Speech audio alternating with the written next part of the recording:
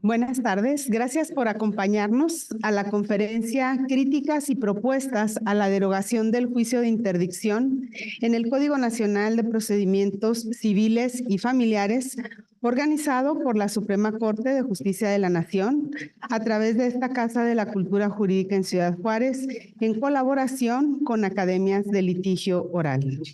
Mi nombre es Claudia Murillo Medina, directora de esta Casa de la Cultura Jurídica en Ciudad Juárez, y estaré con ustedes en la presentación de esta conferencia. El día de hoy tenemos el honor de contar con la participación de la doctora Aida del Carmen San Vicente Parada, catedrática de Derecho Civil y Derechos Humanos en la Facultad de Derecho de la FES Acatlán de la Universidad Nacional Autónoma de México, a quien le doy la más cordial bienvenida.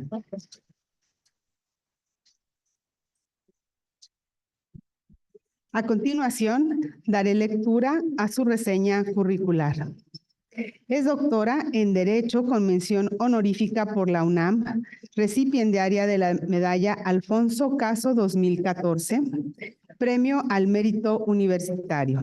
Autora de Voces Jurídicas para la Real Academia Española, autora de los libros Manual de Derecho Civil, Personas, Acto y Negocio Jurídico, la bioética y el bioderecho en defensa de los derechos de los animales y de la naturaleza y recursos virtuales para el diseño instruccional en línea. Maestra fundadora de la especialidad en Derecho Sanitario de la UNAM y de la maestría en Educación Inclusiva de la Universidad West Hill. Es profesora de carrera de tiempo completo en la Facultad de Estudios Superiores Acatlán, UNAM. Experta en contenidos y diseño instruccional de las asignaturas en línea Bioética y Derecho, Acto Jurídico y Personas, Bienes y Derechos Reales para la UNAM, Transparencia y Rendición de Cuentas para la Universidad del Valle de México y Normas y Principios Éticos y Procedimientos de Responsabilidad Administrativa para el Tribunal Federal de Justicia Administrativa. Ha sido docente por más de 10 años a nivel licenciatura y posgrado en línea. Sistema abierto y presencial en diversas instituciones como Universidad Nacional Autónoma de México, Universidad West Hill, Universidad La Salle de Oaxaca, Universidad del Valle de México, Facultad de Enfermería y Obstetricia, Tribunal Federal de Justicia Administrativa, Claustro de Sor Juana, entre otras.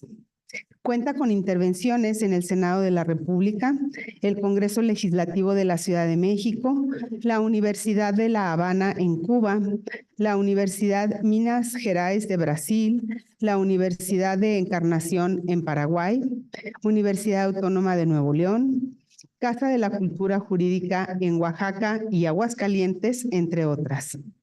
También ha participado en la discusión del proyecto de ley del bienestar animal en el Congreso Legislativo de la Ciudad de México, exproductora del programa de radio Si es Penal y expresidenta del Grupo de Retórica y Argumentación de la Facultad de Derecho.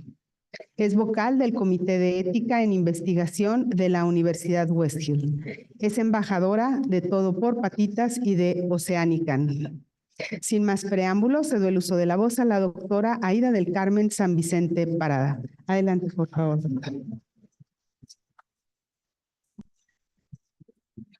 Muchas gracias, muy buenas tardes. Muchas gracias a la maestra Claudia por la invitación y a ustedes que están aquí. Pues como ven, vamos a hacerlo de críticas y propuestas. ¿Por qué? Porque a mí en lo personal no me gustó cómo quedó la derogación del juicio de interdicción y vengo a exponer por qué mi posicionamiento, ¿no? Yo creo que no fue la mejor medida. Anticipo de una vez que sí creo que yo considero que sí tendemos a romantizar en la vía judicial lo que es la discapacidad, porque no la conocemos en su alcance y no sabemos todas las aristas que puede tener una discapacidad. Hay discapacidades donde no va a ser tan reducida la competencia de la persona, pero en otras sí. Y esto viene porque se pelean un poquito, y ahorita vamos nada más como introducción, ¿Por qué tenemos este enfoque y esta reforma? Bueno, pues viene desde que se firma la Convención de los Derechos de las Personas con Discapacidad, México es signatario, y ahí dice que México debe optar en el artículo 12 por salvaguardas, ¿okay? Que debe de reducir esta idea de desconocer personalidad jurídica a las personas con discapacidad y que por ende debe de asumir este posicionamiento de salvaguardas. Entendiendo que también como preámbulo tiene esta convención viene de un enfoque social en materia de discapacidad. Hay formas de entender y hay modelos en torno a la discapacidad que también voy a exponer muy rápidamente. Ahorita estamos en el modelo social y en materia de derechos humanos, que es el que adopta la convención. Y por eso es el espíritu que trae. También otra cosa que sucede es que, por ejemplo, ya no se considera a la discapacidad una enfermedad.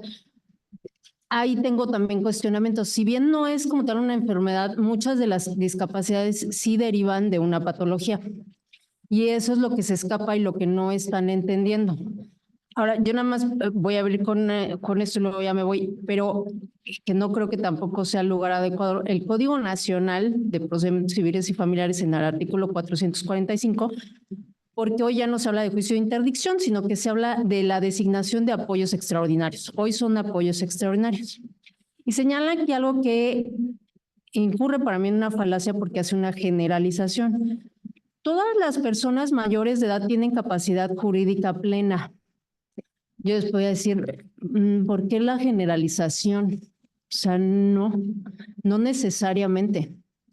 Por los cuadros que ahorita les voy a exponer, una persona en estado vegetativo persistente mayor de 18 años, le podemos ir a preguntar y nos puede contestar qué tiene, qué quiere. No. ¿Alguna persona con brote esquizofrénico? No. Entonces, esta idea creo que es bastante errónea. También no sé cómo un código de procedimientos regula una parte que es adjetiva, ¿no? Y se mete con esta parte porque eso le debería ir al código, en su caso el Código Civil. Esto se me hace también metido con calzador el que nos aventemos a regular de esta manera. Y en sí, lo que vengo es, vamos a hacer la reflexión de por qué y cómo deberíamos mejor regular, ¿no? Esto también es una copia un poquito de la Ley de Actos Mentales inglesa, que la tropicalizaron en Colombia, estuvo muy bien, y de ahí también viene esta parte. Ahorita vemos un poco cómo lo llevan en Colombia, a copia de lo que ha hecho Inglaterra, que tiene mucha experiencia con discapacidad, mucho más que nosotros. ¿Okay? Entonces vamos a ver. Entonces, bueno, en cuanto a discapacidad, y esto es lo que yo también quiero decir, a ver, para determinar la discapacidad, cuando me dice la Suprema Corte, porque ahí tiene tiene una sentencia cuando declaró inconstitucional el juicio de interdicción en 2019. En esa sentencia señala que la discapacidad no es una enfermedad. Como yo les digo, a lo mejor no, a lo mejor, pero sí proviene de una enfermedad. Sí, es que esos son hechos clínicos biológicos y la autoridad jurisdiccional no puede decidir sobre ello, ni puede emitir una consideración ni una opinión, porque son hechos clínicos biológicos, no son hechos jurídicos, ni son actos jurídicos. Ahora bien, eso es en desconocimiento de que hay un montón de instrumentos para poder determinar la discapacidad de una persona. Y otro concepto que se ha escapado, que voy a regresar. La capacidad de ejercicio, ya bien lo decía Bonecas, es graduable. Ese concepto, ¿cómo se le ha escapado a la dogmática jurídica? Es que no va a tener la misma capacidad un niño de 6 años que uno de 16. Y es porque la capacidad de ejercicio es graduable. Y eso está consagrado por eso en el artículo 12 de la Convención de los Derechos del Niño, que es la autonomía progresiva. Por eso el concepto, pero eso viene desde Bonecas y los tratadistas franceses que ya habían determinado que había una graduación, como cuando uno le sube el volumen del radio. Sí, efectivamente, es así. Y por eso los instrumentos para medir la discapacidad son importantes porque nos ayudan a dar no solamente en el plano médico un diagnóstico certero para saber cómo vamos a apoyar a las personas, sino también conocer qué alcance puede tener esa persona por el grado de competencia que esté presentando. Entonces yo nada más les traigo aquí algunos de los que utilizan, que son clasificación internacional de enfermedades, el DSM-5, que es puras enfermedades o patologías mentales, La clasificación internacional de la funcionalidad es muy grande, es todo un manual muy grandote y viene por áreas, pero ahí viene desde que le falta a una persona o el meñique hasta una discapacidad más compleja y los test que se le deben de aplicar a esa persona para saber qué grado de competencia tiene. Entonces, en el área médica, que por eso la propuesta es que hagamos un binomio con la medicina, porque ella tiene mucho, estos conocimientos son de ella y nos puede ayudar muchísimo en derecho. Entonces, hacer un binomio con la medicina para que nos platique estas cosas, estos instrumentos, que vayan los expertos, porque también lo que veo es que del código desaparecieron que fuera algún perito especialista. O sea, ya no. No, o sea, no lo nombran en los apoyos extraordinarios, ¿no? Dice, si la persona quiere solicitar a los apoyos extraordinarios o de no conocerse su voluntad o no ser posible que se conozca, entonces se le ayudará con apoyos extraordinarios. Pero, ¿cómo determinamos qué grado de apoyo necesita? Si no tengo un especialista que me lo diga. Sí. Entonces, ese tipo de situaciones son las que quedaron un poco extrañas en el código. Que no se crean, no soy la única que tiene quejas al respecto. Estoy impartiendo un curso a jueces y magistrados del Estado de México y tienen más o menos estas quejas y más que yo, porque ellos son más expertos que yo. Entonces, hay que entender que yo les comentaba, los enfoques en torno a la discapacidad. A lo largo de la historia han habido enfoques en cómo se le percibe a la discapacidad y como el derecho regula fenómenos sociales, pues es receptáculo de esos enfoques. El enfoque más primigenio es el de, déjenme ver, ¿dónde anda? Pero esperen, bueno, los enfoques, ahí voy. De ahorita les platico esa pequeña historia. Los enfoques. Enfoque de beneficencia, que es el más antiguo, ahorita profundizo en él. Enfoque médico, que viene de la tradición de los paralímpicos, y ahorita les platico, ¿no? Porque nació este enfoque, es muy interesante. El enfoque social, que es el que actualmente tenemos, y al que se aspira es al enfoque en materia de derechos humanos, como lo trae la Convención de los Derechos de las Personas con Discapacidad y su protocolo de aplicación. De ahí los estoy extrayendo. Ahora, una cosa también es bien importante, en el enfoque de beneficencia, que es el enfoque más antiguo, por cierto, nada más un pequeño paréntesis. Como ven, yo me pongo así a hablar como hilo de media y ahí me voy, ¿no? Entonces, modérenme, cálmenme y me pueden interrumpir, ¿no? Porque si no, luego me voy así en el soliloquio y no, o sea, no está padre. Sí podemos tener un diálogo mucho mejor. Entonces, me pueden interrumpir, alza su manita y no hay problema si me interrumpen, ¿sale? Por favor. Ahora, en el enfoque de beneficencia, es el enfoque clásico que vemos todavía de rezago, ¿no? En el que, bueno, pues es que ahora sí que pobrecito, ¿no? Y la sociedad te va a apoyar, ¿no? Pero eso sí queremos y si somos buena onda, porque pues no es un problema social, ¿ok? Entonces, de esta manera se vio, y es lo clásico que desafortunadamente a veces escuchamos de que nacía algún niño con discapacidad y qué pasaba, digo, en la antigua Grecia los tiraban, ¿no? Si el niño presentaba alguna deformación, se tiraba al risco. Y así terminaban esas criaturitas. Después lo que sucedió es que las metían en instituciones y la familia realmente nunca las veía, ¿no? O sea, no había esta visibilización que hoy tenemos de la discapacidad, en la que pues nos damos cuenta de que ellos están ahí, de que tienen discapacidad, de que no, cuáles son sus necesidades, ¿no? Esto no existía porque decían, ay, nació el niño así, mire, intérnelo y tengo otro hijo, ¿no? Esa era la recomendación que existía, ¿no? ¿Cuándo se visibilizó discapacidad? Porque durante muchos años fue así, ¿no? Yo diría que hasta siglos. ¿Cuándo fue? Pues con la Segunda Guerra Mundial, sobre todo Primera y Segunda. ¿Por qué? Porque los estados, los estados que estuvieron en la guerra implicados resultaron con una gran población con discapacidad. ¿Sí? Hoy desde discapacidad de que perdieran un brazo, perdieran movilidad, quedaran paralíticos, hasta lo que hoy conocemos como estrés postraumático, que en aquel tiempo no se le conoce así, pero bueno, estos estados de ansiedad que presentan las personas por haber sido expuestas a un ambiente tan adverso como es la guerra, ¿no? ¿Y qué pasó? Entonces llega la medicina Y eso se visibiliza gracias a un doctor. Ya no sé qué hice. Ya no se ve, ¿verdad? Miren, llegó y ya rompí cosas. Bueno, entonces, a ver. Ahí sí se ve. Ahí también. Sí. Ah, ya. Ok. Y eso, bueno, ¿a quién se debe el que civilizara? Porque ¿qué sucedía? Llegaban así los soldados y decían, bueno, reclúyenlo en el hospital y los tenían todo el día en las salas de hospital acostados. Y no, realmente los médicos no se esforzaban en proveer un tratamiento, ni esta idea de rehabilitación todavía no existe. Será hasta que llegue Ludwig Goodman, que era un médico judío, que precisamente él llega como refugiado a Estados Unidos al hospital de Baltimore y ahí le encargan el área, ¿no? Le dicen el área de los lisiados, ¿okay? Ahí estás. Y él se dio cuenta que no hacían nada con ellos, que solamente los tenían acostados. Y él dijo, bueno, esto es muy lamentable porque él descubrió, por ejemplo, que había que rotarlos cada determinada hora porque si no se les hacen llagas y eso les hace infecciones y deriva en un fallecimiento si no es atendido.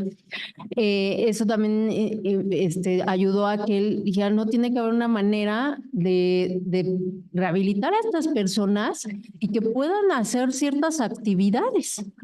Eso lo llevó a hacer unas carreras entre hospitales de sillas de ruedas y ese es el antecedente de los Juegos Paralímpicos. Ahí está, hay un documental en Netflix que ahorita se me está yendo. Racing Phoenix. Ahí viene la historia, si alguien lo quiere ver, de los Juegos Paralímpicos y esa es la tradición. Eso fue en 1948, o sea, en la posguerra es cuando se logra visibilizar a las personas con discapacidad, pero va a venir con el enfoque médico, que es este que estamos platicando, donde pues el tratamiento queda exclusivamente, ya pasamos de este modelo de beneficencia al modelo médico y este enfoque va a decir que pues, efectivamente es una patología, que hay que atenderla, que hay que tratarla, pero quedaba mucho en manos del doctor y del tratamiento que diera. Ese es un modelo clásico paternalista en la medicina que a eso está atendiendo. Y después, bueno, ahorita me regreso acá. Después, es acá. De este enfoque de medicina donde decían, bueno, démosle los tratamientos, la medicina puede ayudar a estas personas, etc. Y ya se empieza a visibilizar, empiezan a tener más espacios ellos. ¿Qué sucede después? Vienen los movimientos de 60, 70, donde pues, las personas con discapacidad empiezan, hay una foto muy famosa donde está con silla de ruedas una chica y el metro de Nueva York y no tiene rampas, ¿no? O sea, eso es lo que simboliza, que ella no tiene acceso al metro porque no hay rampas, no hay elevadores. Fue un movimiento de protesta que viene de un campamento con personas con discapacidad y hicieron este movimiento. También está ahí un documental que se llama Campamento Extraordinario y ahí viene la historia de este movimiento. Justo cuando estaban surgiendo esta proclama de derechos civiles y políticos en Estados Unidos, pues también vino los derechos para las personas con discapacidad. Eso ayudó mucho a la visibilización y de ahí va a empezar el modelo social en el que es el actual que tenemos, que dice, la discapacidad viene de una condición que presenta la persona y las barreras que le impone la sociedad para poder realizar una actividad. ¿Okay? Entonces, aquí tenemos una combinación, sí, tiene un componente de la condición que la persona está presentando, en este caso alguna patología, a lo mejor es una persona invidente, ¿no? Y efectivamente, la barrera, ¿cuál es? Pues donde la escuela en la que acude no hay documentos en braille, ¿no? Entonces, esas son las barreras que se presentan y lo que dice el enfoque social es que la discapacidad es una problemática social y eso es un problema de todos, no nada más del ámbito médico, tenemos que atenderlo entre todos, hay que visibilizarlo y aparte de ello, tenemos que entender que nosotros, la sociedad, siempre les hemos puesto barreras a estas personas y eso ha causado su marginación y su falta de visibilización en la sociedad. Ese es el enfoque que trae la convención, por eso la convención ahorita voy a esa parte, habla de que la discapacidad es un concepto flexible. Y sí, con lo que vemos, porque es flexible, porque pueden eliminarse esas barreras y porque con un tratamiento adecuado muchas personas pueden interactuar y ser incluidas, que esto es lo que se está buscando. Y el enfoque en materia de derechos humanos dice que hacia eso va la convención. La convención quiere que todas las personas se difumine cualquier desigualdad y que queden todas en el aspecto de pues, tener una dignidad, ¿no? Y ese es un valor intrínseco que poseen y eso no se puede cambiar y todas deberían de tenerlo. Esos son los 4 enfoques que se han llevado en discapacidad. La convención trae el enfoque social. Por eso todas las reformas que hemos tenido, porque México como signatario, pues se ajusta a todas las medidas legislativas que tiene que tomar para cumplir con el espíritu de la convención. Y por acá, también la presentación, si quieren, se las dejo, porque luego uno se corretea aquí con las presentaciones y no les puede dar toda la información, pero si quieren también se las doy, no tengo problema. El preámbulo de la Convención sobre los Derechos de las Personas con Discapacidad, aprobada el 13 de diciembre de 2006, junto con su protocolo y en vigor a partir del 3 de mayo de 2008, se establece lo siguiente. Inciso E, reconociendo que la discapacidad es un concepto que evoluciona y que resulta de la interacción entre las personas con deficiencias y las barreras debidas a la actitud y al entorno que evitan su participación plena y efectiva en la sociedad en igualdad de condiciones con los demás. Ahí está el concepto de discapacidad que es el que emplea esta convención. Y como ven, está diciendo, oye, es un concepto que evoluciona, que está resultando de la condición que presenta esa persona y las barreras de las personas, que muchas de ellas son dentro del entorno, o la actitud con las que son tratadas, y eso evita que pues, las personas con discapacidad estén incluidas, ¿no? Se les dé participación, se les dé voz y voto. De hecho, acá, y por eso les traía este es de la Ley de Inclusión de la Ciudad de México, ¿no? Y señala que es muy general a la Ley de Inclusión General. Persona con discapacidad, todo ser humano que presenta temporal o permanentemente alguna deficiencia parcial o total en sus facultades físicas, intelectuales o sensoriales que le limitan la capacidad de realizar una o más actividades que la vida de la vida diaria y que puede ser agravada por el entorno económico social. Entonces ahí vemos cómo está inspirado en ese espíritu que veíamos en la convención por los conceptos que está retomando. Entonces, la discapacidad, efectivamente sí, yo no digo que no, sí importa lo social y claro que los estigmas, ¿no? A veces es hasta complicado para alguien admitir que tiene cierto padecimiento porque cree que lo van a hacer menos, ¿ok? Sí hay mucho estigma y eso impide que las personas quieran incluirse en determinadas actividades. Pero eso es una porción de la parcela, ¿no? Hay más, porque el mundo de la discapacidad es muy amplio. Y aquí no me voy a meter con ello, pero las 2 grandes divisiones son discapacidad física y la mental. Y puede haber comorbilidad. Puedo tener discapacidad física, presentarla al mismo tiempo y una mental. Okay. Puede ser, por ejemplo, una parálisis cerebral, ¿no? Entonces, vienen entrelazadas, pero hay discapacidad física y hay discapacidad mental. A mí la que me importa y de lo que voy a hablar un poquito aquí, que yo no soy experta, esto lo estoy sacando de psiquiatras y neurólogos que han sido muy amables conmigo y me han dado su tiempo, y de libros que he leído, yo no soy la experta, pero algo me enseñaron y es lo que estoy recopilando aquí porque ellos fueron muy amables. La que a mí me interesa es la discapacidad mental.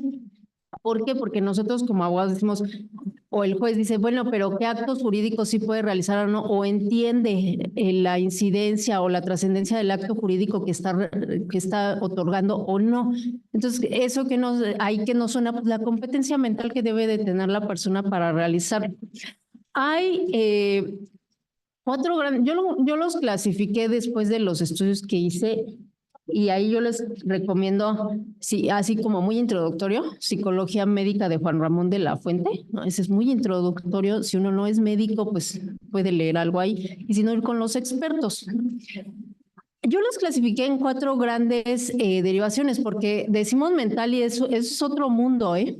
O sea, y yo no acabaría, y los mismos expertos en psiquiatría tampoco acabarían. ¿Cuáles son retraso cognitivo? Ahorita le voy un poquito, lo profundizo, ¿no? Deterioro cognitivo, que hoy se está experimentando con el envejecimiento de la población por enfermedades también cardiovasculares. Las demencias son del deterioro cognitivo, enfermedades mentales y trastornos de la personalidad, que eso es más en el rubro psicológico. Ese es todo un mundo. ¿Por qué? Porque no es lo mismo una enfermedad mental a un retraso cognitivo. ¿Se pueden presentar las dos? Sí, posiblemente. Puede ser que tiene autismo y tiene retraso cognitivo. Y entonces ya me da ahí un plus. Y por eso lo que voy es que yo no puedo tajar igual a la discapacidad, que es lo que yo veo erróneamente que quiere hacer el código. No, tendré personas muy funcionales y con todo y su condición, pero voy a tener otras que lamentablemente no. Por ejemplo, las demencias son sumamente incapacitantes y eso no lo ve el legislador. Un estado vegetativo persistente, un cuadro de cuadraplegia donde a lo mejor nada más puede mover los ojos, es sumamente discapacitante, necesita apoyo, no hay de otra. ¿Okay? El Alzheimer es sumamente discapacitante, bulimia, ¿no? Son sumamente discapacitantes. No es de que lo romanticemos o no, y no basta con que no, si lo incluimos, si puede. Por mucho que querramos hacerlo, no es posible por la condición que está presentando. Y esto es importante porque luego nosotros somos abogados y está bien, esto nos rebasa, ¿sí? Pero sí hay que echar la mano de los grandes especialistas que se han especializado muchísimo y que nos pueden dar luz al respecto, ¿no? Entonces, como les digo, no es lo mismo si presenta una enfermedad mental a un retraso cognitivo, o puede presentar las dos al mismo tiempo. Por eso es muy delicado. Los enfoques, bueno, ahí vienen más detallados. Yo nada más me quise ir a aquí. Los instrumentos que hay para determinar discapacidad mental, la Clasificación Internacional de Enfermedades, el Manual Diagnóstico y Estadístico de los Trastornos Mentales de la Asociación Americana de Psiquiatría, el DSM-5, ¿okay? Y hay algunos otros instrumentos que pueda haber, ¿no? No son todos, pero esos son los principales. La discapacidad intelectual que es en el retraso cognitivo, esa tiene que estar diagnosticada antes de los 18 años. Posiblemente es el niño que siempre le cuesta, aunque no voy a generalizar, que le cuesta mucho seguirle el ritmo de la clase, que no está adquiriendo las 50 palabras a los 2 años, que tiene problemas del lenguaje. Puede ser otra cosa, pero ahí puede haber un trastorno del desarrollo y por consecuencia intelectual. ¿Okay? ¿Qué va a suceder? Que hay grados. Hay grados de esta discapacidad, hay grados desde el más leve hasta el más severo. Eso hay que comprenderlo porque pues, tenemos una gran parte de la población que tiene desafortunadamente algún retraso cognitivo y que por eso muchas veces la escuela, los trabajos, y son a veces estas personas que vemos que no se acomodan en el trabajo, en la escuela, que siempre hay esta historia, digamos que de fracaso. Pues sí, porque necesita una asistencia, pero muchas no están diagnosticados. Lo cierto es que también tenemos gran parte. Si es leve o moderado, esa población, como es leve, moderado y se disimula, digamos, esa población no conocemos realmente en qué estado está y ellos tampoco saben cuál es su condición y entonces andan así por la vida. Los ex de algunos, incluido el mío, sí podrían entrar en esa clasificación. No, es cierto ya. Pero a lo que voy es, o sea, no se nota, ¿no? O sea, lo podemos reducir y no se nota tanto como sí se notaría más presente en en otro grado de retraso cognitivo, ¿no? Y esto se refiere al retraso cognitivo con la inteligencia. La inteligencia entendida como la capacidad de adaptación y de improvisación. Esa es la inteligencia ya hacia grosso modo para la ciencia médica. Eso es qué tanta habilidad tengo para retomar información pasada, que eso fue en el pasado, fue un aprendizaje pasado, pero ahora tengo un problema similar y lo adapto y resuelvo. Esa es la inteligencia.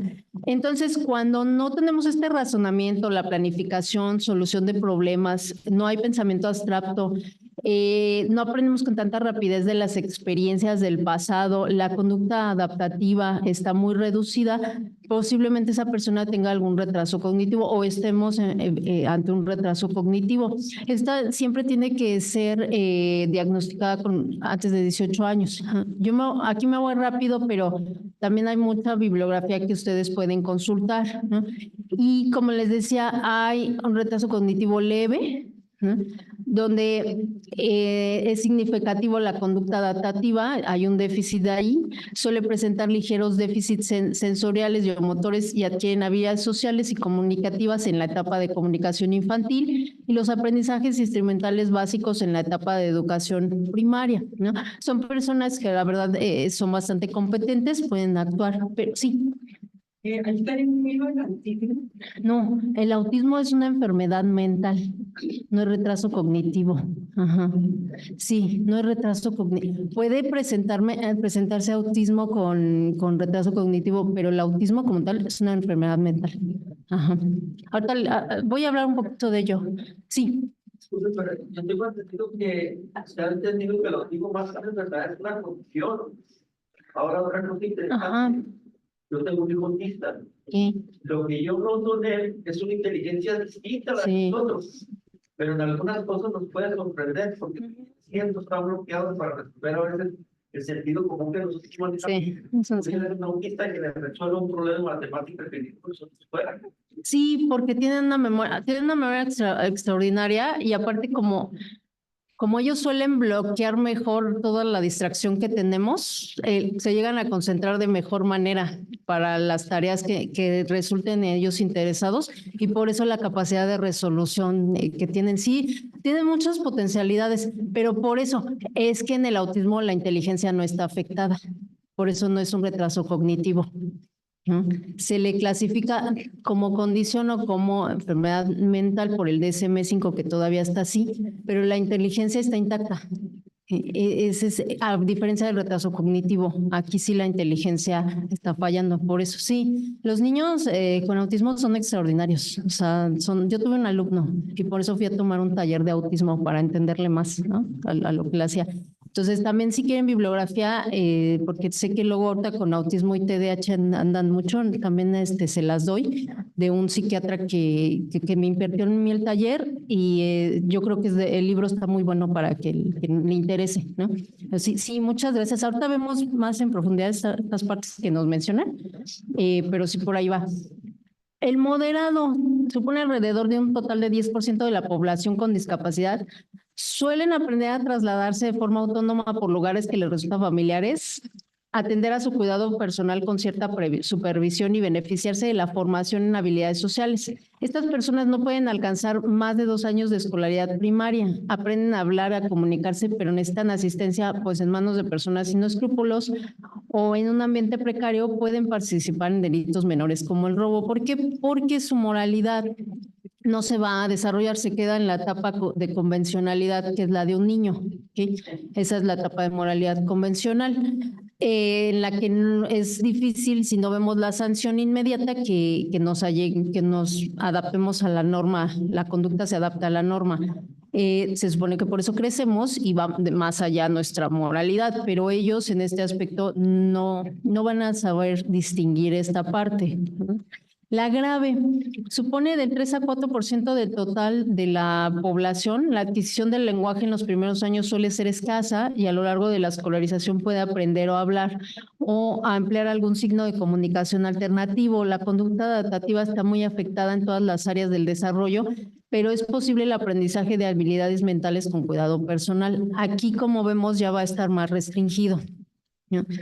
El lenguaje, bueno, es que el pensamiento es lenguaje y viceversa, ¿no? Eso ya desde Jean Piaget y Vygotsky estaba establecido. Por eso el niño normalmente, si tiene alguna dificultad, yo también les digo esto así porque luego los niños no nos pueden decir qué tienen, ¿no? Y es importante que nosotros los apoyemos desde el primer momento porque entre más rápido sea el proceso, pues mejor lo ayuda en rehabilitación. A veces los niños no adquieren el lenguaje, está pasando ahí, no tiene todas las suficientes palabras. Bueno, algo está pasando ahí, hay que ir porque el niño tiene que hablar, no queda de otra, es que el niño tiene que tener capacidad de representación del mundo y por eso los niños intentan hablar y dibujar, porque está tratando de dominar, de leer el mundo que está percibiendo por los sentidos. Por eso su lenguaje es muy importante, ¿no? Eso no se puede perder de vista y sirve para saber si algo está pasando, que pueden ser incluso hasta problemas de que no escucha bien y por eso no ha adquirido el lenguaje. O sea, luego pasa, ¿no? Es que yo estudié pedagogía y por eso tuve prácticas con una profesora muy amable que era psicóloga educativa y me dejó ahí estar con ella. Yo no intervenía en nada, pero sí observaba.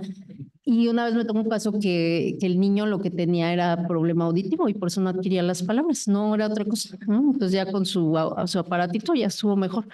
Profundo o pluridiscapacidad, se presenta una alteración neurológica identificada que la explica a la par de algún otro trastorno. Aquí puede haber que se compren dos enfermedades, pues suelen presentar limitado nivel de conciencia y desarrollo emocional, nula o escasa intencionalidad comunicativa, ausencia de habla y graves dificultades motrices, porque a veces también está afectado lo físico. El nivel de autonomía, si llega a existir, es muy reducido, ¿no? Entonces, aquí están cómo nos permiten, por eso la idea de, que vuelvo a la crítica del 445 del Código Nacional, que todos tienen capacidad de ejercicio, no necesariamente, ¿no? Y no tiene nada de malo, ni estamos discriminando a la persona. Al contrario, yo tengo que entender su condición para saber cómo la voy a apoyar. Pero si ignoro su condición y la quiero que se adapte al mundo o la quiero incluir nada más porque sí, voy a llenar de mucha frustración a esa persona y a los que la rodeen, porque también la población no va a entender lo que está sucediendo con esa persona. Ese es el problema de estos enfoques. Y como les decía, bueno, la inteligencia es esta capacidad de adaptarnos y utilizar conocimientos y experiencias previas a las situaciones que tenemos. Ahora, de esto nada más me voy rápido porque es ya un problema de salud mental. Sí, el deterioro cognitivo. A partir de los 70 años empezamos a perder masa cerebral. Esto quiere decir que el cerebro se hace más pequeñito y se caen las conexiones neuronales. A todos nos va a suceder. Pero si es muy grave, va a haber deterioro cognitivo y si se afecta tanto la comunicación entre neuronas, así muy grave, entonces viene la demencia. ¿Sí? La demencia puede ser derivada por un retraso, un deterioro cognitivo. Por eso a veces vemos que las personas mayores les cuesta más orientarse, se desorientan algunas con más facilidad, en ciertos casos, ¿no? Si esto pasa además, hay que ir con neurólogo, ahí es con neurólogo, y el neurólogo tiene sus test y nos dice si está entrando plenamente en un deterioro cognitivo que le va a afectar en su salud a futuro, o si ese deterioro va a llegar hasta ahí, ¿no? Porque pues ahora sí que todo por servir se acaba, ¿no? Es una verdad física, ay sí. Son de las leyes físicas que en esta clase yo me estoy inventando, pero sí, todo por servirse acá, ¿no? Y entonces, eso nos va a suceder, pero hay unas personas que más y otras, ¿no? Ahora, otra cosa que también están ahora viendo es que tenemos una población, igual ya en la Ciudad de México, todo el mundo es diabético casi, ¿no? La mayoría de la población es diabética por la alimentación también. Aquí, entonces, por acá en London, y mucha hipertensión, ¿no? Lo malo de estas enfermedades crónico-degenerativas que ahora se ha estudiado es que hacen una mala irrigación en cerebro, ¿no? Y afectan los vasos sanguíneos del cerebro y esto hace que el cerebro no tenga la irrigación y da deterioro cognitivo. Por eso hoy les están llamando demencias cardiovasculares o cerebrovasculares. Están por ello y normalmente cuando alguien está entrando a ese periodo también tenemos poca comprensión porque no sabemos. Algunos adultos mayores o la mayoría experimenta hipersexualización. Entonces, a mitad de la comida o de la cena elegante se avientan el albur, ¿no? Y de la nada, porque están hipersexualizados. ¿Okay? ¿Pueden cometer abusos con otras personas como tocarlas indebidamente? Sí. pero es porque está presentando un deterioro cognitivo que a lo mejor va para demencia. Por eso está hipersexualizado el adulto mayor en ciertos casos. Si no, habría que checar alguna otra cosa, pero usualmente es así. ¿Y qué sucede? Bueno, que esto va a la postre a terminar con demencia, y la demencia sí ya es una enfermedad mental y es muy incapacitante, porque desafortunadamente las personas pierden sus memorias, ya no reconocen, se desorientan, ya no pueden, en algunos casos ya ni reconocen si eso es comida o tierra, ¿no? Y pueden ingerir tierra, o sea, es muy delicado. Yo por eso, en serio digo, bueno, si el legislador viera la problemática, que es lo que es también para la familia y los seres queridos ver el estado en el que se encuentra su ser amado, no nos dedicaríamos a romantizar la discapacidad, sino a atenderla debidamente, darle a las personas las salvaguardas que se merecen. Porque ¿qué pasa? Que muchas de estas personas adultas mayores pues también ya luego están en soledad o empiezan a tornarse con estas conductas y pues la familia se aleja, ¿no? Así de, ay, pues ya no lo vamos a visitar tanto. Los dejan solos y llegan algún cuidador y a veces estos cuidadores abusan de ellos, ¿no? Económicamente, los tratan mal, los hacen firmar pagarés, les quitan dinero. Yo tuve un caso con una amiga que fue así, con su mamá, ¿no? Y dice, me dolió mucho, pero tuve que, o sea, yo no quería quitarle independencia a mi madre, pero me la tuve que traer a vivir a la casa porque todo el mundo se aprovechaba de ella ahí donde estaba viviendo, ¿no? Le sacaban dinero y se robaron incluso joyas y todo, ¿no? Entonces, sí sucede, están muy vulnerables. Es que la idea de vulnerable debemos de tener muy presente. Sí, están vulnerables y por eso hay que apoyar a estas personas, ¿no? Para el deterioro cognitivo me voy rápido. Y las enfermedades mentales son otro boleto, que no, yo no soy la adecuada porque tendrían que verlo con un psiquiatra. Por eso les recomiendo el libro de psicología médica. Ahí vienen descritas muy bien, de manera rápida y sencilla, con Juan Ramón de la Fuente. Y hay un congreso internacional de psiquiatría que va a ser en agosto en la Ciudad de México y lo transmiten también en Facebook. Si pueden, véanlo porque ahí van todos los expertos y ahí con ellos sí es la cosa en serio. Ahora, ¿qué pasa con las enfermedades mentales? Son condiciones que no le permiten a la persona relacionarse racionalmente consigo misma y con las demás. ¿Okay? Por ejemplo, una persona con anorexia. ¿A qué nos referimos con que no te relacionas racionalmente? Las personas con anorexia presentan dismorfia, que es esto que en el espejo se ven más gordas o se ven de otra forma, ¿no? ¿Y qué pasa? Pues que empiezan a tener una relación muy autodestructiva consigo mismos, porque en el son de que se perciben gordos, pues ya no comen y se ponen en un estado muy vulnerable. También tienen ciertas conductas compulsivas, hipersexualidades, tienden esconden la comida.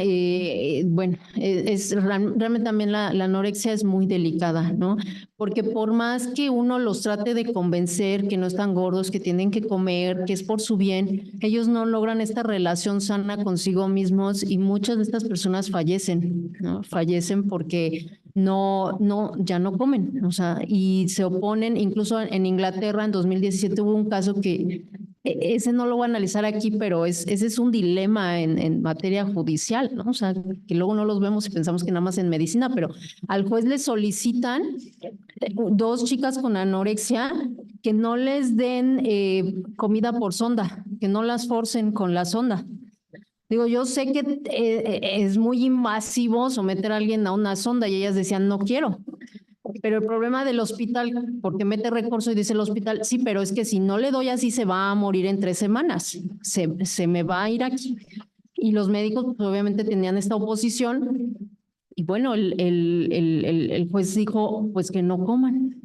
Si no quieren la sonda, que se les instale la sonda es su derecho, es su autonomía y acabaron falleciendo. Así de delicado es un padecimiento, ¿no? Y estas personas, eso es un ejemplo de a qué nos referimos, es que no se puede relacionar racionalmente consigo mismo y con los demás, ¿no? Una persona con alguna dependencia a algún vicio. Igual, si hemos convivido con ellos, pues nos damos cuenta de cómo se vuelve completamente distorsionada la relación, ¿no? Porque la persona miente en cuanto a su consumo, porque se torna a veces violenta, porque a veces roban para conseguir su droga, ¿no? Ese también es una forma en cómo se afecta esta relación racional consigo mismo y con el entorno, ¿okay? Esas son las enfermedades mentales, así a grandes rasgos. Y yo no me las voy a enunciar porque no me voy a meter con cada una porque son muchas. ¿De dónde estoy obteniendo también información? Asociación Americana de Psiquiatría, Mental Health and Rational Autonomy, The Journal of Medicine and Philosophy. O sea, esas son mis fuentes. Y algunas enfermedades son Alzheimer, demencia, depresión. Hoy tenemos pandemia de depresión y de ansiedad. La depresión también es bien severa. Yo nada más aquí hago, con esa voy a hablar un poco. ¿Por qué? Porque somos el tercer lugar a nivel internacional de suicidio en personas jóvenes. Es una cifra muy fea porque es a nivel internacional y nuestros jóvenes se están suicidando. Eso es muy cruel, ¿no? Y hasta se ve con niños muy pequeños de 5 o 4 años que en psiquiatría dicen no sabemos si realmente clasificar esto en un suicidio, porque el niño tal vez, no saben si el niño entienda lo que es privarse de la vida. Entonces ellos todavía no lo clasifican así, pero desafortunadamente en estadística pasa y sale como suicidio, ¿no? Entonces tenemos esto porque pues, son muchas cosas, pero entre ellas la depresión. ¿Okay? La depresión pueden tener estados de euforia donde están muy contentos, por eso a veces decimos, oye, pero estaba muy contento. Sí, pasa de ese estado de euforia a un paso a otra etapa donde se apaga y donde tiene ideación suicida. En esa ideación suicida les voy a platicar así de un caso de que es ideación suicida, que por ejemplo, y ese sí fue real, completamente real, el chico empezó a cargar un cuchillo en la mochila, ¿no? Digo, la escuela después puso el grito en el cielo, pero estaba cargando un cuchillo en la mochila. ¿Por qué? Porque también en esa etapa se ponen paranoicos. Piensan que alguien los va a atacar y entonces ellos no ven el cuchillo como nosotros lo veríamos, sino como una forma de salvaguardarse, de ayudarse, como amuleto. Incluso ellos refieren esto como amuleto, ¿no? Ellos piensan así. Pero en ese estadio, ahí ya está viendo una ideación suicida de cómo se puede privar de la vida, desafortunadamente, pues por eso están haciendo esas actividades. Y también pueden lastimar a alguien, ¿okay? Porque en la ideación suicida también hay la idea, antes de suicidarse, de matar a alguien. ¿Okay? Ese es el camino, ¿no? Por eso yo vuelvo a cuestionar el 445. No puedo tener a todas las personas con capacidad de ejercicio. No puedo. No soy yo, no es que los quiera discriminar, es que tienen estas condiciones. En el caso que lo estoy platicando, que fue muy reciente, este chico, los compañeros se asustaron porque lo vieron con el cuchillo en la mochila. Imagínense la impresión también, y los compañeros pues, no estaban informados de que tenía depresión con TDA. Pues pusieron el grito en el cielo y la escuela ya casi lo expulsa. Afortunadamente salió ahí, que bueno, también se pudo ver esta parte que estaba en una etapa crítica, se fue a atención psiquiátrica y el niño está mucho mejor, ¿no? Porque es un niño, o sea, para mí es un niño, tiene 20 años, ¿no? O sea, es un niño. Pero bueno, tuvo este problema. Eso es lo que hay que entender de discapacidad. Es que a veces lo que estas personas presentan, pues desafortunadamente les implica esto, ¿no? Y se pueden lastimar, ¿no? Alguien en un estado psicótico. En estado psicótico llegan hasta agredir al personal de psiquiatría, que tiene tablas para lidiar con ellos y los llegan a agredir y los llegan a lastimar. O sea, ellos tienen que tener mucho cuidado cuando los atienden para tratar de estabilizarlos. Y por cierto, que ahora en la Ley General de Salud ya no hay internamiento forzado, pero esa también es otra entelequia y discúlpenme, familia lleva a emergencias al paciente psicótico y dice, haz algo, pero estabilízamelo porque, no, o sea, me puede hasta herir, que llegan a emergencias y lo que hacen sí es sometimiento. O sea, y no es maniobra de sometimiento porque si no lo hago me va a atacar a mí, se puede lastimar. y se vuelve aquello horrible. Se puede convertir en una catástrofe más de lo que ya es. Entonces tengo que hacer eso. Por eso el internamiento forzado a veces sí tiene que ser validado porque no hay de otra con el estado en el que está la persona. Eso es entender que es vulnerable. Lo que no hemos entendido es que estas personas son vulnerables como todos somos vulnerables, que es vulnerable, susceptible de sufrir un daño. Yo soy vulnerable de cada que paso el alto, soy vulnerable porque soy susceptible de sufrir algún daño, sí, ¿okay? Porque me pueden atropellar y puedo terminar desde perder la vida hasta una discapacidad. Lo vulnerable es aquí lo que nos debe, yo creo que es el concepto que debe de retomar y entender que esas personas son vulnerables y que necesitan ayuda y que nosotros como sociedad les podemos dar esta ayuda. Pero no simplemente decir, no, ya no hay discapacidad y solamente si tú encuentras que tienes algún problema, solicita el apoyo extraordinario. Desafortunadamente no, así como lo están aprendiendo, yo creo que no va a operar. ¿Okay? Otras enfermedades mentales, la esquizofrenia. También la esquizofrenia es bastante discapacitante, hay brote de esquizofrenia y cuando tienen el brote hay alucinaciones, las personas están paranoicas, es complicado lidiar con ellos cuando están en esta manera. Hay tipos de esquizofrenia, ¿no? Eso también, o sea, hay tipos de, como en el autismo hay tipos de autismo y grados de autismo. O sea, no es así tajante nada más, no, son sus grados y los tipos de autismo que hay. ¿Qué otras enfermedades? Ansiedad, que puede derivar en estados de pánico, trastorno obsesivo compulsivo, el famoso TOC, todos los trastornos alimenticios, la anorexia, la bulimia, la obesidad, el trastorno bipolar, la dependencia a sustancias, todas esas son enfermedades mentales. Y nada más para agregar aquí, lo último que me faltaría serían los trastornos de la personalidad.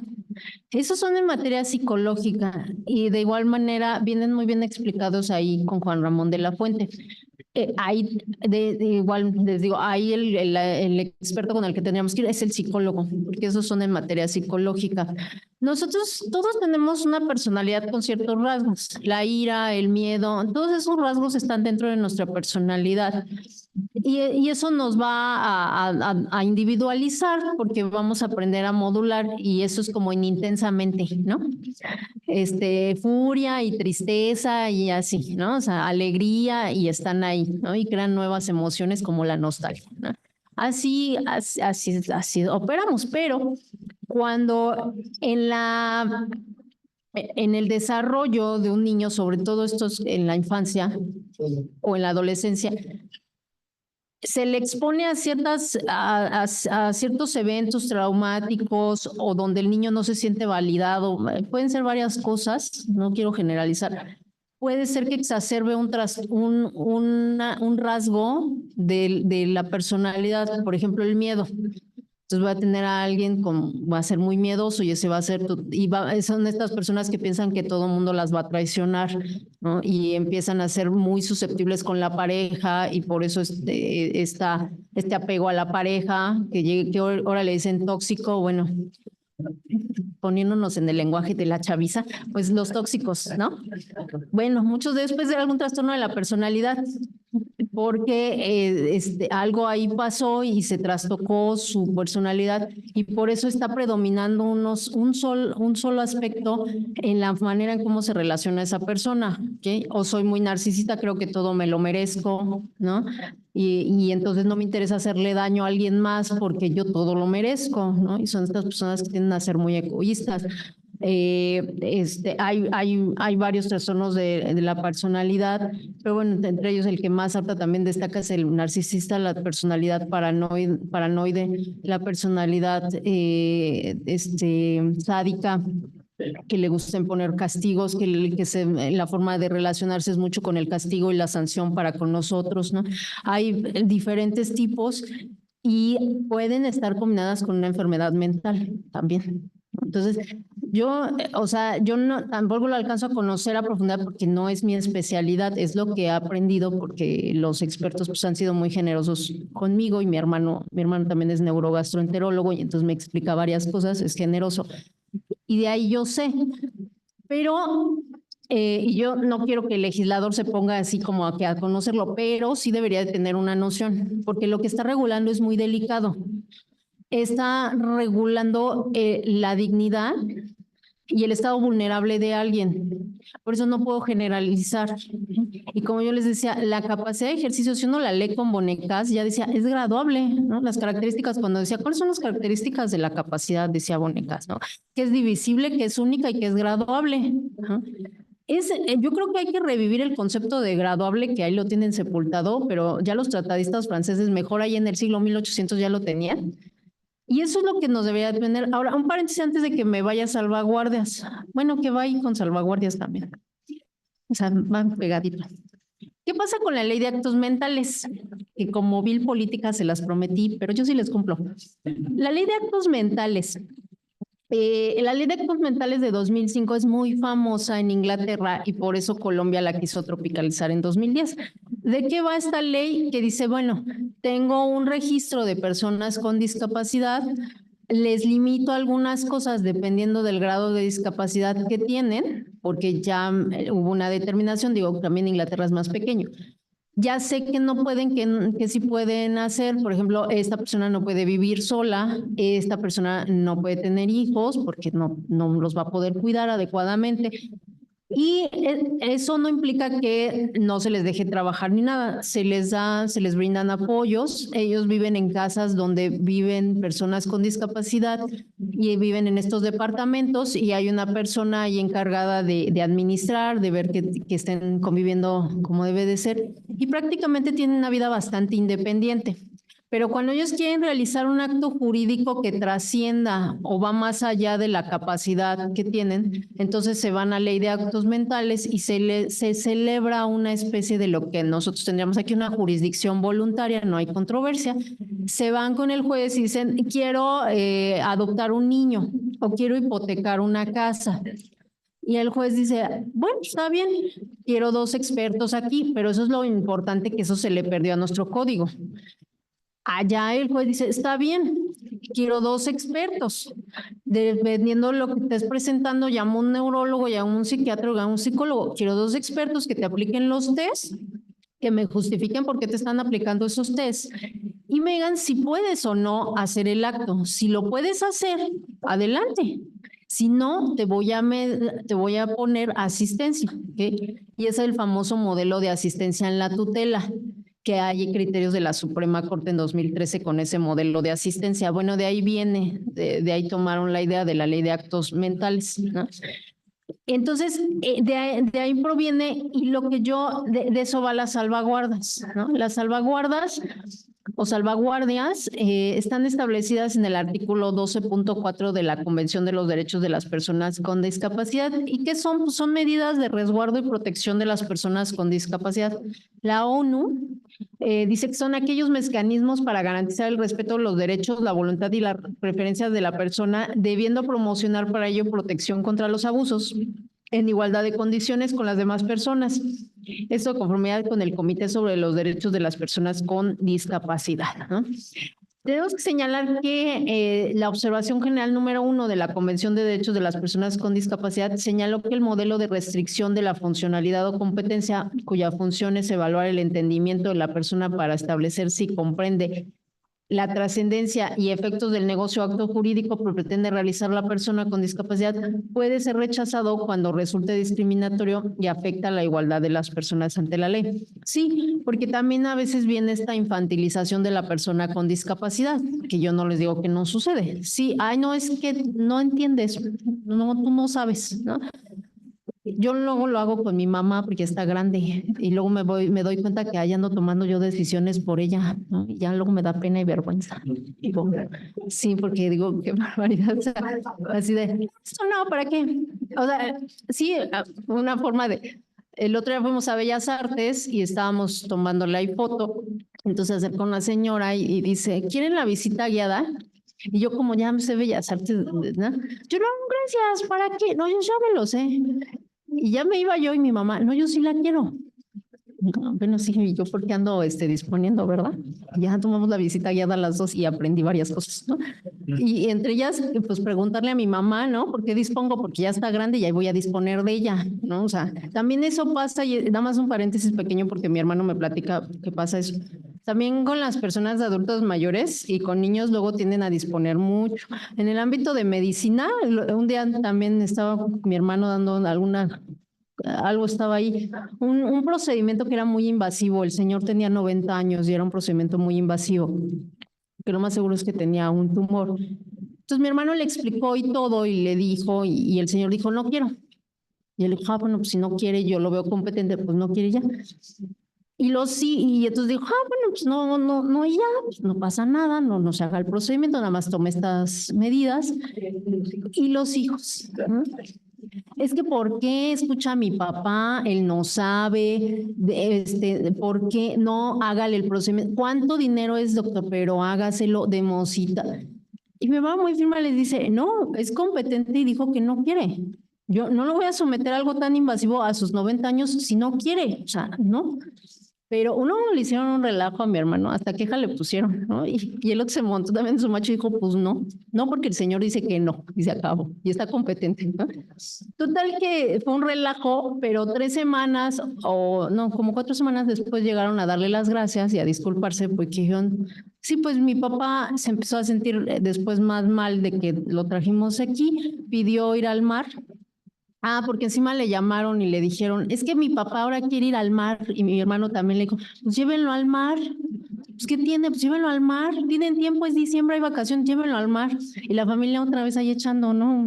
Madres, no, ¿cómo se le ocurre que va a ir al mar? Llévenlo al mar, si quiere ir al mar, lléveselo al mar. Entonces regresaron 4 semanas después disculpándose, sí, pues lo llevamos a su casa en Acapulco y ahí murió viendo el mar y dijo que él quería morir viendo el mar. Y le agradecemos porque, ¿no? Porque en esas 3 semanas nos lo hubiéramos traído al procedimiento y no lo hubiéramos podido llevar al mar como él quería. Entonces, a veces también hacemos esto con las personas vulnerables de, tú no sabes si ahí voy yo a disponer y meto la mano. Eso tampoco, ¿no? O sea, hay que tener un equilibrio porque tampoco podemos estar disponiendo los demás. Pero en algunos casos sí necesito sustituir la voluntad, ¿no? O sea, lo que más se procura es que no se sustituya la voluntad, pero en algunos casos sí tengo que hacerlo porque de lo contrario puedo afectar más a la persona si no hago esa intervención y sustituyo su voluntad. Entonces ahí digo, todo un punto es un punto intermedio, ¿no? O sea, por eso a mí no me gusta absolutos porque no es así. Entonces, esto lo estoy sacando de un libro de las salvaguardias en la Suprema Corte de Justicia y que señala lo siguiente. Pese a lo anterior, consideramos que no es tan fácil desdeñar la aproximación funcional como un criterio para determinar quién puede y quién no puede celebrar negocios jurídicos. O sea, esta consideración está bien. O sea, dice, no desdeñes del todo la funcionalidad. La funcionalidad es el grado con el que puedo hacer una actividad en materia de discapacidad.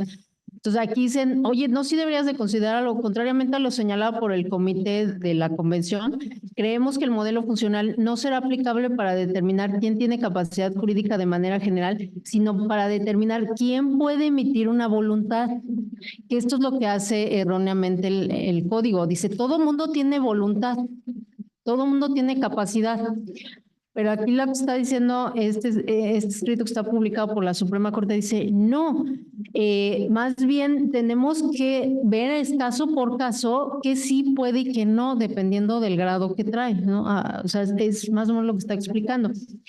Esta dificultad para emitir una voluntad válida y los riesgos que podrían generarse de validar una decisión tomada sin una adecuada comprensión de las secuencias es justamente lo que busca proteger las medidas de salvaguardia, ¿no? Esto lo estoy sacando de Constantino Caicho y Renato Antonio, ¿okay? De este libro que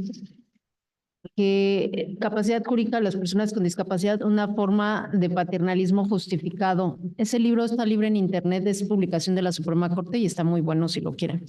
Debemos señalar que las personas con discapacidad, así como todos los seres humanos, somos vulnerables, algunos en mayor o menor medida, y dependiendo del contexto, recordemos que la palabra vulnerable proviene del latín vulnerabilis, formada por vulnus, herida, y el sufijo habilis, que indica posibilidad, significa lo que puede ser herido.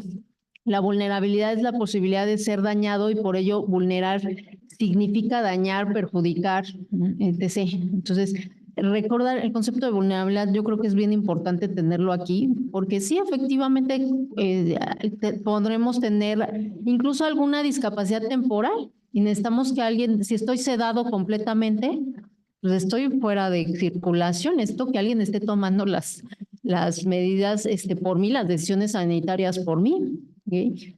Y eso no significa que me estén desconociendo, es que en ese momento no puedo yo responder cabalmente. Entonces, entendiendo que todos somos susceptibles de sufrir un daño, pero hay personas cuya condición puede exacerbar esa susceptibilidad.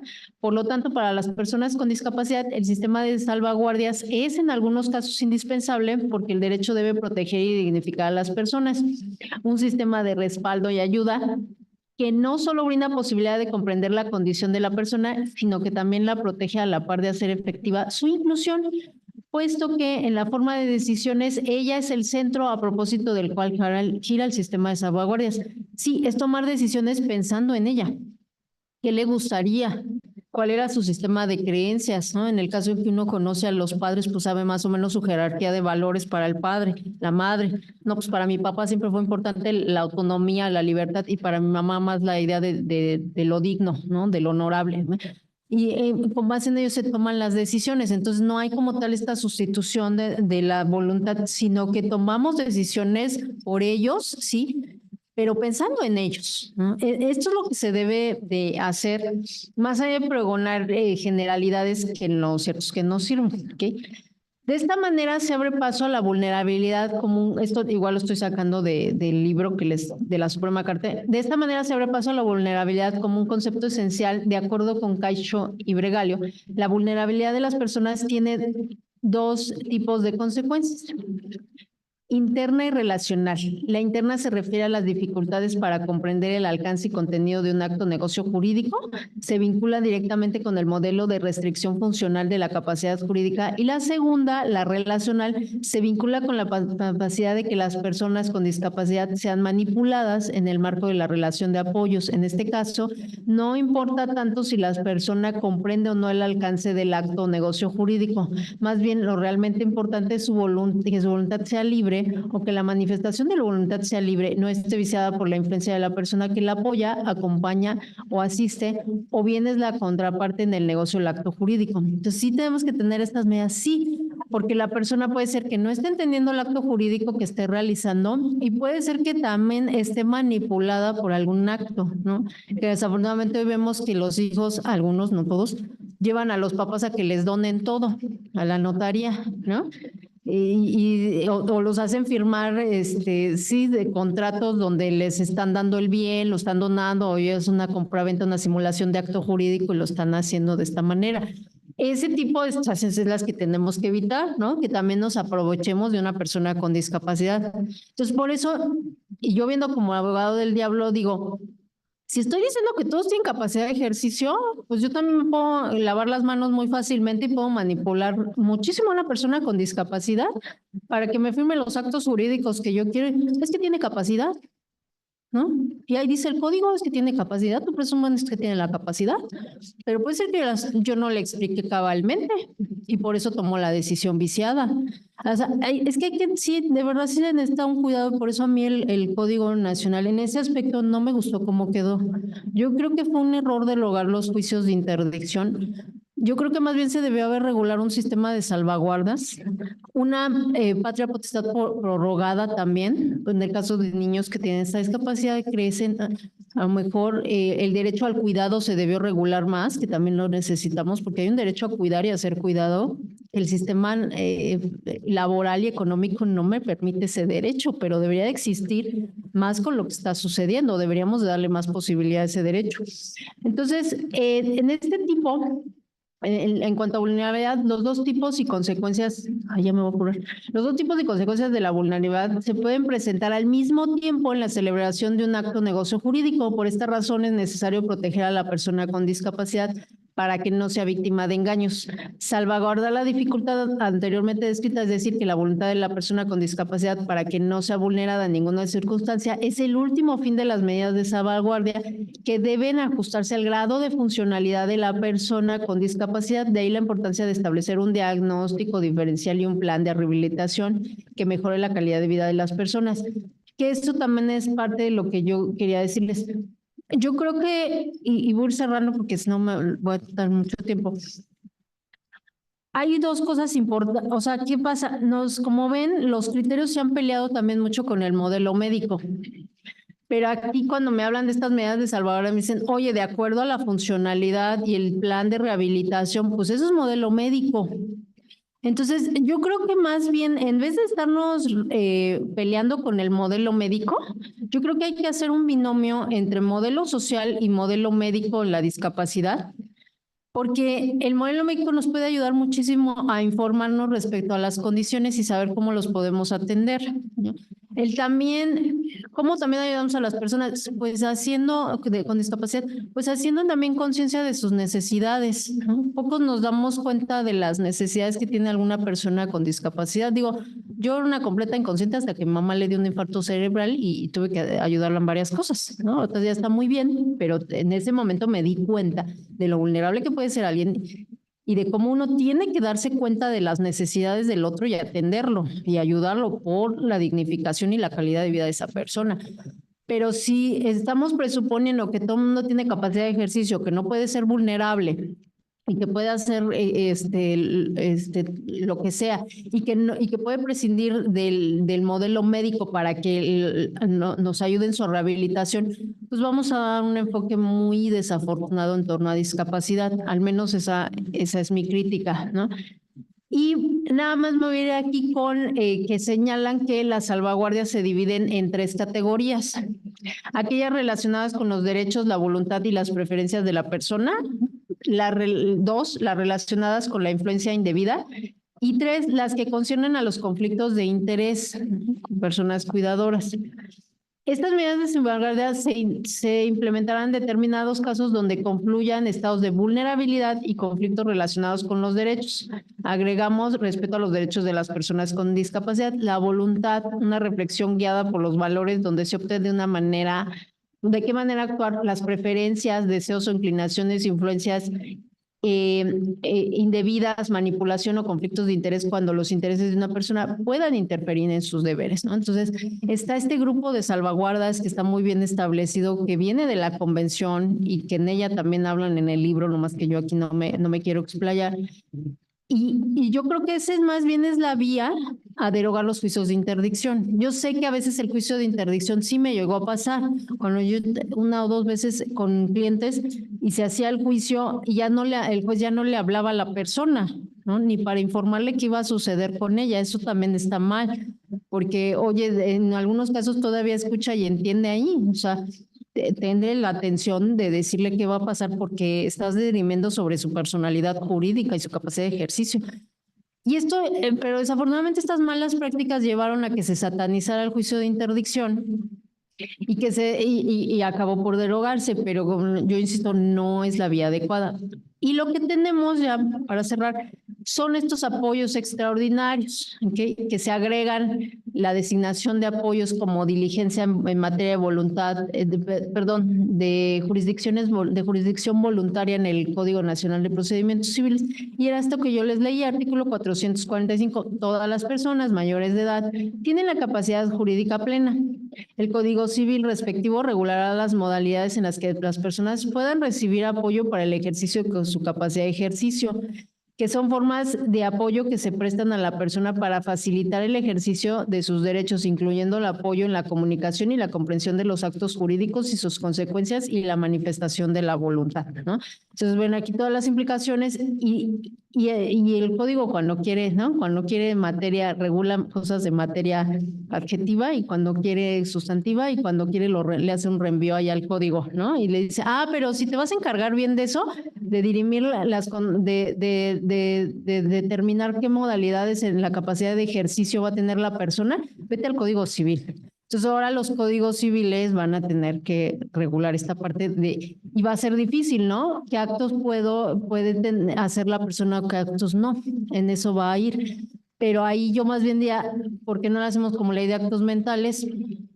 Hacemos la jurisdicción voluntaria, que es lo que quiere realizar la persona, y la ayudo, ¿no? Ya sea que si necesita asistencia, no necesita asistencia o de plano no lo puede hacer. Creo que es más bien esa vía la que se debe de tomar que hacer este tipo de aseveraciones que no son tan afortunadas. El 446, todo esto es del Código Nacional. La autoridad jurisdiccional en casos excepcionales puede determinar los apoyos necesarios para personas de quienes no se pueda conocer su voluntad por ningún medio y no haya designado apoyo ni haya previsto su designación anticipada. Esta medida únicamente procederá después de haber realizado esfuerzos reales, considerables y pertinentes para conocer una manifestación de voluntad de la persona y de haberle prestado las medidas de accesibilidad y ajustes razonables y la designación de apoyos sea necesaria para el ejercicio y protección de sus derechos, ¿no? Y aquí problematiza con los ajustes razonables, ¿no? Que vienen en Ley General de Inclusión. Estos ajustes razonables, por ejemplo, son estos que tenemos, que también luego no gustan tanto, estos que tenemos de, oye, pon de cuota de personas que van a trabajar cierta cantidad de personas con discapacidad, son ajustes razonables, medidas racionales, para ayudar a la inclusión. Entonces también problematiza en esta parte y dice que también será pertinente esta voluntad y que sí, bueno, conocerla y en su caso a ver si hay este antecedente de medidas de accesibilidad y ajustes razonables que los trae la ley de inclusión y vienen de la teoría de la justicia de John Rawls, esos ajustes razonables, que es tratar de emparejar a las personas con la situación, ¿no? O sea, el ajuste razonable es, pues, si veo que va más lenta al caminar, pues le presto un apoyo, ¿no? Esas son estas medidas que señala. Yo no creo que no creo que sean malas. El problema es cómo las voy a determinar. Si estoy presuponiendo y estoy haciendo una presunción jure de que todas las personas tienen capacidad de ejercicio, ¿no? Esa es la parte de la problematización que tenemos aquí. Yo ya no me quiero extender porque no los quiero cansar.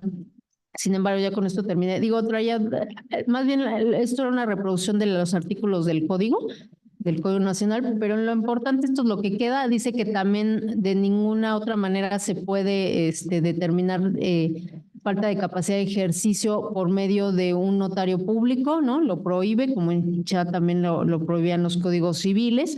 Y habla sobre esta parte de que, bueno, pues se buscará, nada más con esto cierro, en ningún caso se podrá tramitar ante fedatario público asuntos no contenciosos en los que esté involucrada la designación extraordinaria de apoyo para el ejercicio de la capacidad jurídica, salvo aquellos asuntos autorizados por la autoridad jurisdiccional competente, ¿no? Entonces, esto solamente se tiene que tramitar ante la autoridad jurisdiccional para establecer estos apoyos extraordinarios, que ahora sí se llaman. Creo que también hubiera sido mejor optar por medidas de salvaguarda porque apoyos extraordinarios queda muy en general. Mejor las salvaguardas o salvaguardias para cumplir también con el espíritu de la convención. Creo que hubiera sido mejor ponerles el título al capítulo, pero bueno, así quedó. Esto a grandes rasgos, lo dejo hasta aquí, que ya de hecho ya había terminado, porque tampoco quiero cansarlos, no se trata de eso, sino solamente la introducción y la reflexión respecto porque yo considero que no quedó también esa regulación, que a lo mejor, sí, dígame. Maestra, entendiendo conferencia está muy accesible. Muchas gracias. Pero cuando estudiamos nosotros el derecho penal, tenemos la aparición de la Comisión de Derecho del Voto para analizar acá y establece la distinción de penas y medidas de seguridad, pero al llegar al capítulo de la reclusión, que es parecido a la prisión, pero muy diferente, porque las personas que están involucradas, que son los locos, o los que no tienen trastorno, son adictos, ahí se puede lograr una forma de aplicar estas medidas de seguridad. Usted lo mencionó hace un minuto, medidas, pero medidas cautelares, medidas de seguridad, ¿qué es lo que tiene más aplicación en el tema que está usted tratando? ¿Qué tiene más aplicación? ¿Una medida de seguridad o una medida cautelar? Pues tiene que ser la comisión de un hecho delictuoso. Bueno, ante un hecho del... Perseguimiento, etcétera. Ante ya la comisión de un hecho delictuoso, sí tenían que ser las medidas, se me acaba de ir. No, las precautorias no las. Sí. Maestra, el término poquito. Sí. Aparejada con la existencia de la tutela. El punto es que no necesariamente tiene que ser menor de edad. El punto puede ser una persona etcétera, pero que tiene relación con lo que está usted tratando. La tutela, sí. Sí. La tutela es cuando no hay quien ejerza la patria potestad. Entonces, sí amerita distinguir o visualizar eso de las penas y medidas de seguridad. Las penas se aplican a través de lo que realiza usted con la asistencia del Ministerio Público. Pero sí es importante saber la importancia de distinguir una pena y una medida de seguridad. La medida de seguridad es prevención, es protección. ¿Cómo lo considera usted la medida de seguridad? Protección. Protección. Sí. Digo, ahí sí, pero es que da que ya me dio ideas. Ya me den ideas. Sí, no, tiene razón, porque en materia penal, ¿cómo lo vamos a aterrizar? Sí, yo ahí sí le digo que le quedo escasa porque toda mi vida, mi cruz es el derecho civil, ¿no? Y soy maleta para el penal, pero tiene usted razón, o sea, porque cuando comete un hecho delictivo y si estoy presuponiendo que tiene capacidad de ejercicio, pues entonces luego aplico pena, ¿no? Me voy a la última ratio, pero a lo mejor, pero posiblemente no comprenda lo que está haciendo, más si estaba, por ejemplo, en algún ataque psicótico y pudo haber lastimado a alguien gravemente, pero no es para pena porque no tiene la capacidad de comprender lo que realizó. Y si la figura que ahorita vamos a ver que soy tutela, ¿no? Si la tutela que teníamos que era para cuando no había sobre menores de edad, ¿no? Cuando no la tutela testamentaria, esa sí va a sobrevivir, ¿no? La tutela para menores y la tutela testamentaria es así, pero la tutela para mayores de edad, esas son las que se derogó, son para mayores de edad con alguna discapacidad, esa sí se derogó porque así lo estableció el Código Nacional. Sí, para su información, maestra, el estado de Chihuahua es de los que tienen mayor alcance a nivel nacional. Sí. El estado de Chihuahua ha sido pionero en muchas figuras jurídicas. Se está planeando, organizando para que los jueces de aquí del estado de Chihuahua sean mixtos.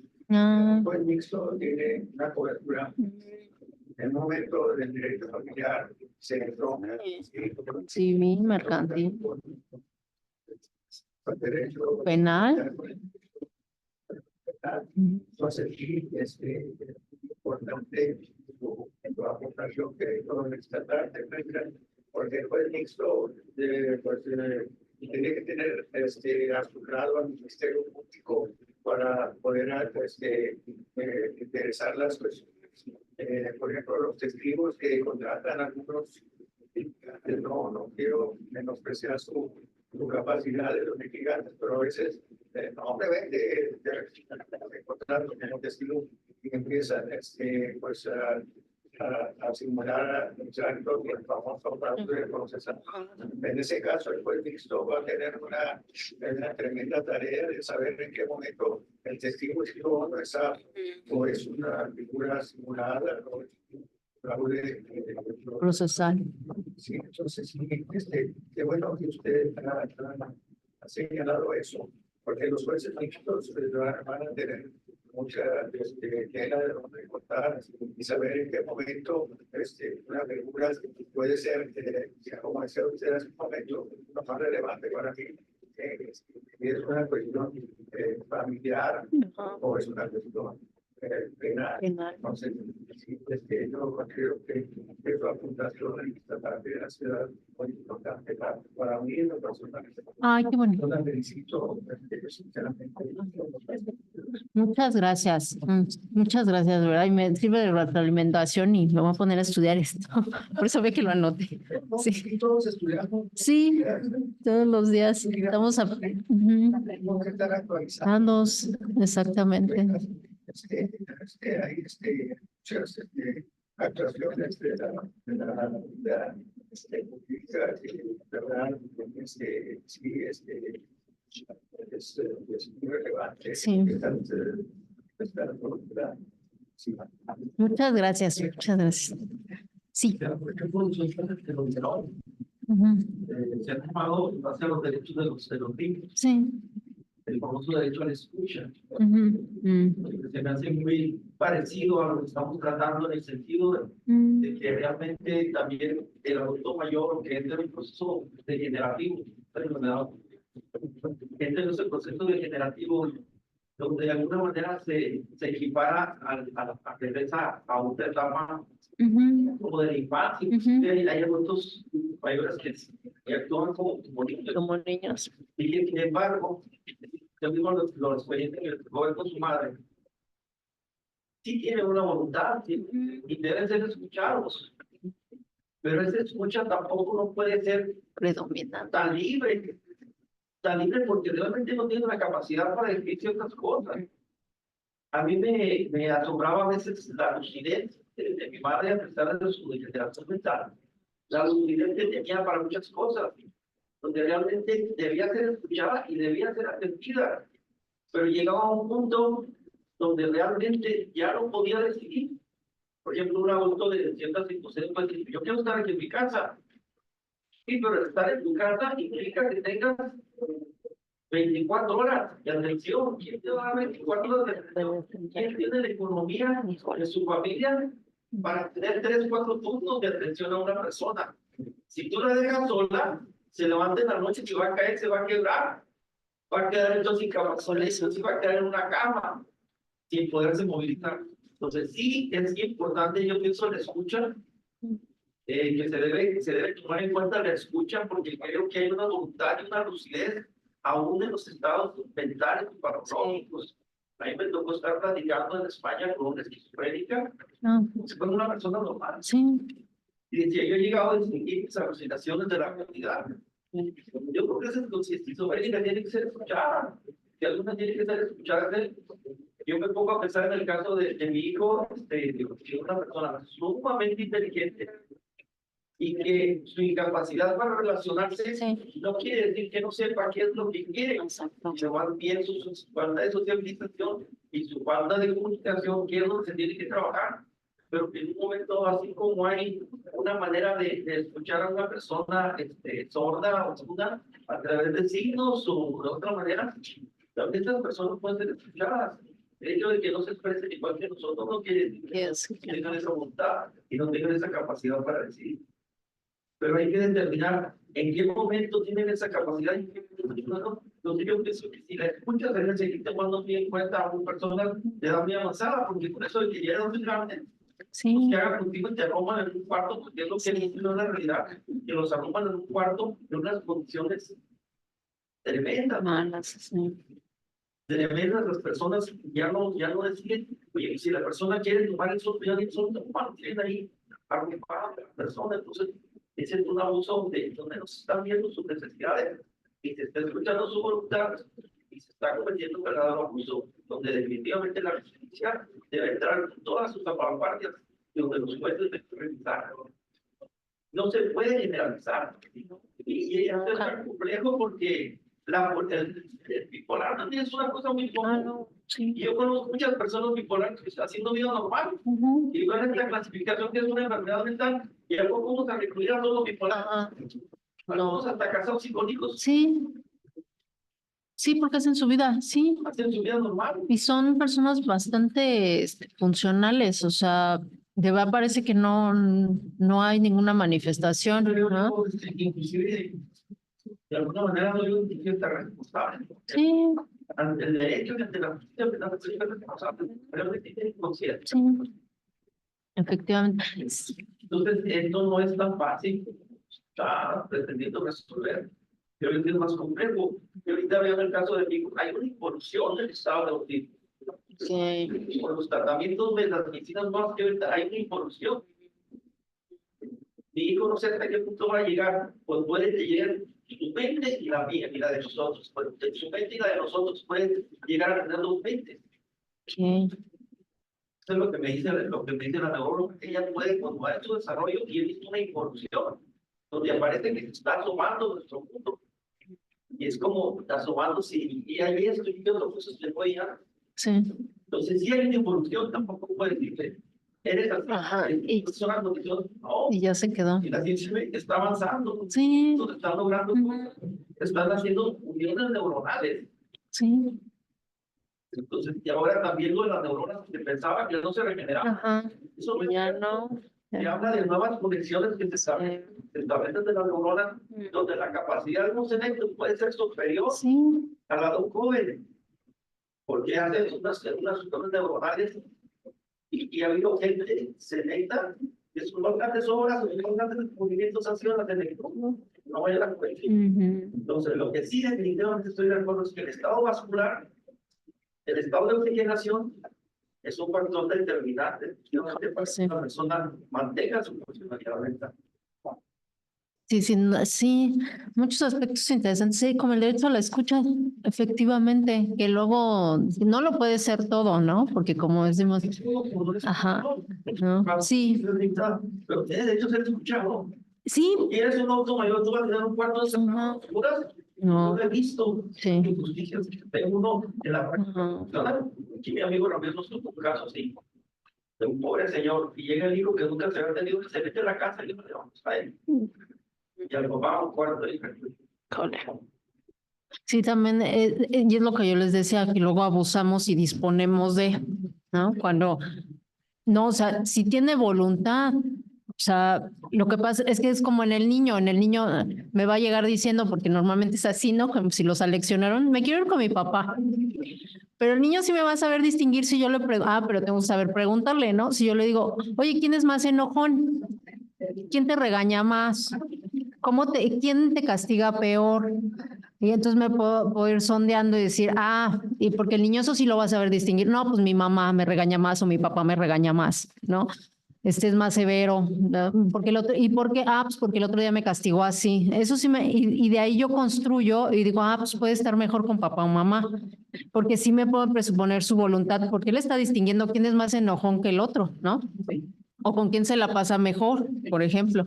Entonces, en ese aspecto es importante el derecho a la escucha, pero matizarlo, ¿no? Y no lo puede ser todo. Sin embargo, sí tienen derecho en la mayoría de los casos y sí pueden expresar su forma de sentir, sus consideraciones, sus necesidades. Sí es importante que se los permitamos. Claro, es un derecho, sí, sin lugar a dudas. Y sí, yo no sé, sí, ahorita lo que se ha visto, el otro día que fui a este Congreso Internacional de Psiquiatría, hablaron de las maravillas de la rehabilitación neuronal y de neurólogos ahora especializados en rehabilitación neurológica y es una maravilla lo que están haciendo con intervenciones adecuadas. De verdad que hacen un trabajo espectacular que ayuda mucho a la calidad de las personas. Entonces, no está... Los bipolares acaban. Sí. Y ahorita si tiene una atención neurológica, puede llegar a ser una vida perfecta. Sí. Una atención psiquiátrica, una atención neurológica perfectamente bien. Sí, yo tengo una amiga bipolar y hasta tiene su propio negocio, sí, y administra muy bien su editorial, ¿no? A veces tiene sus altibajos, pero efectivamente es una persona completamente funcional, sí. Entonces, también, y eso ha sido porque ha cambiado la forma en cómo vemos la discapacidad, ¿no? Hoy estamos más abiertos, somos más inclusivos y la ciencia médica pues tiene muchos avances al respecto, ¿no? Eso nos permite emparejarnos y y bueno, erradicar este estigma que luego hay en torno a las personas con alguna discapacidad. Sí, muchas gracias. Voy, denme un momentito, es que me alzaron la mano allá, pero ahí voy. ¿No? ¿Sí? A ver. Maestra, entonces quisiera puntualizar en materia de sucesiones, familias de alto nivel de la cumbia se prestan para cuestiones de ensamblar una cuestión que no se sabe si es por testamento o por sucesión legítima. El artículo 1494 del Código Civil del Estado de Chihuahua establece el encuadramiento de la figura de la sucesión legítima.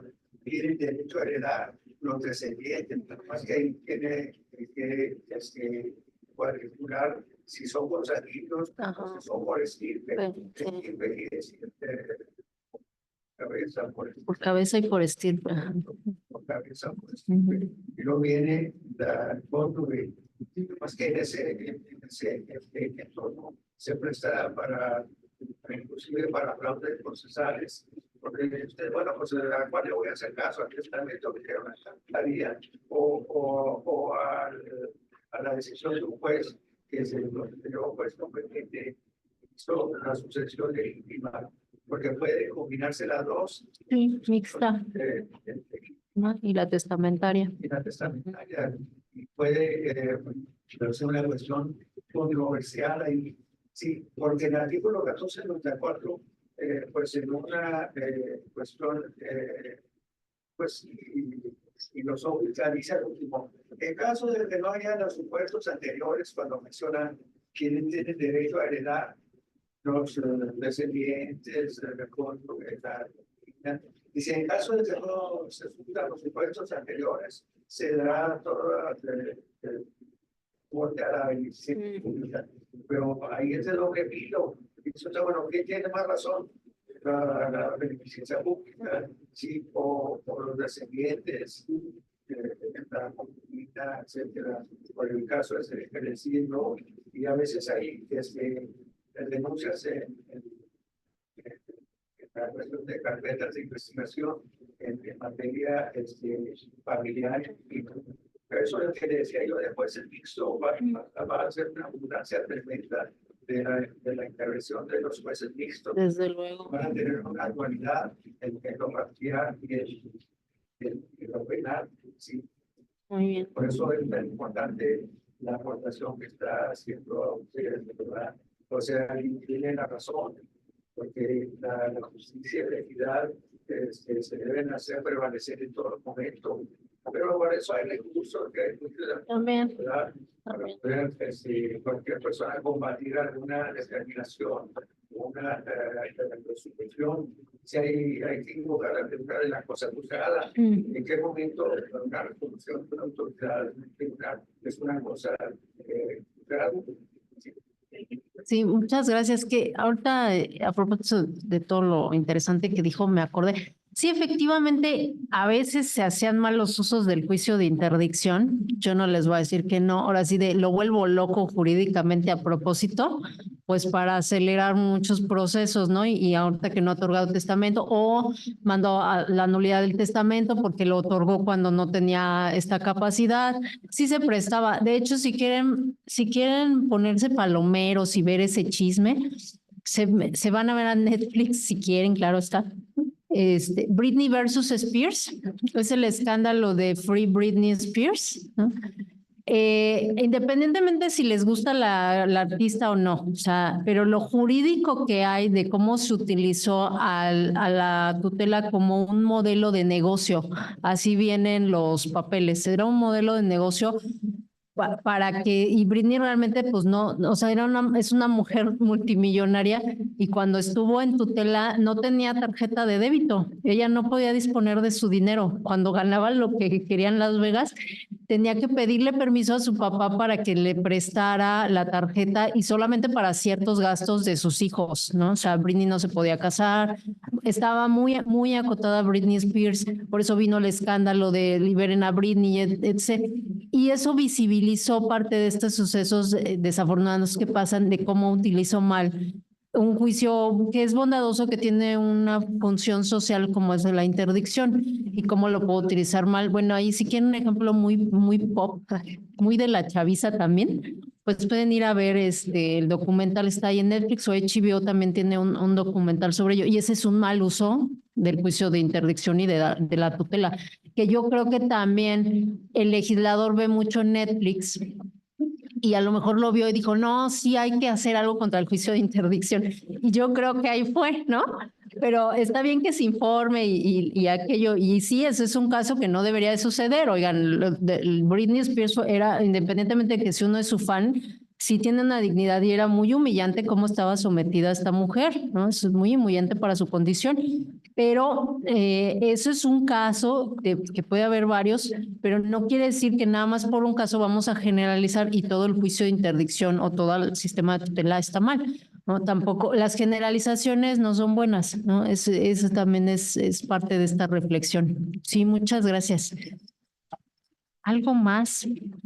Yo lo que no quiero es abusar de su tiempo, ¿no? Sí. Rápidamente, sí.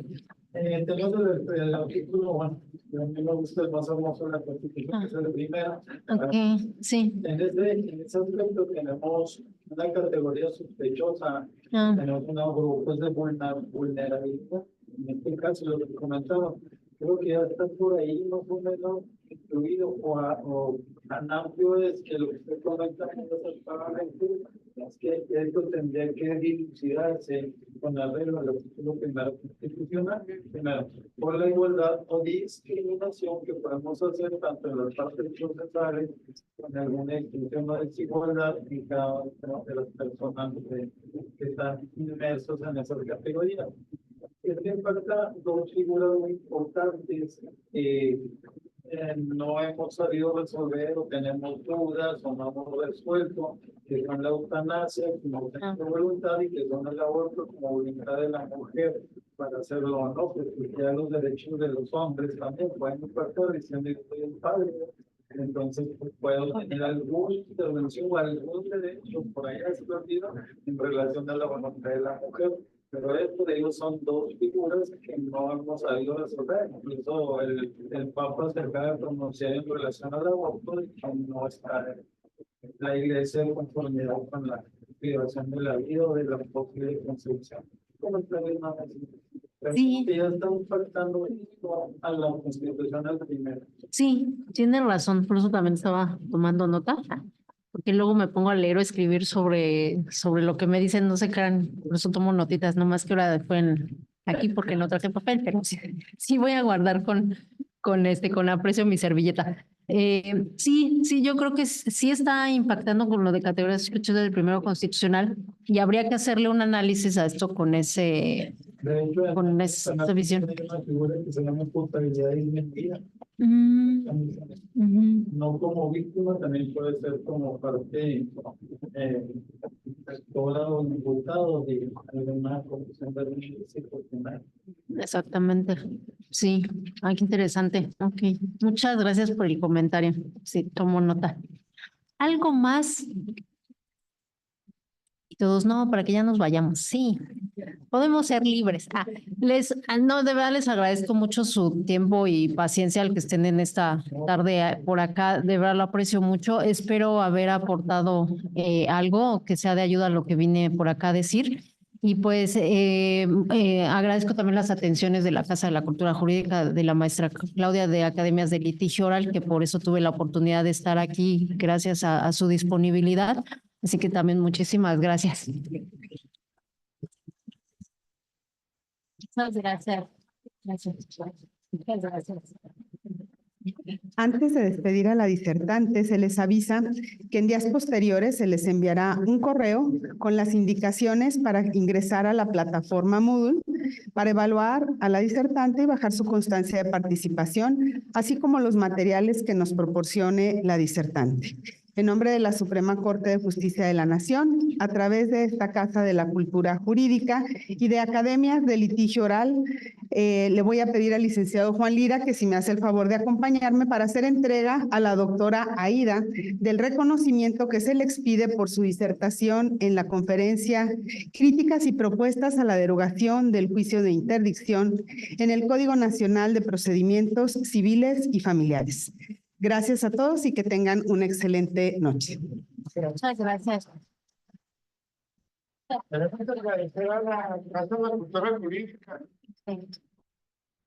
Por la oportunidad de estar aquí con la doctora. Muchas gracias. Gracias. Ay, gracias. Muchas gracias.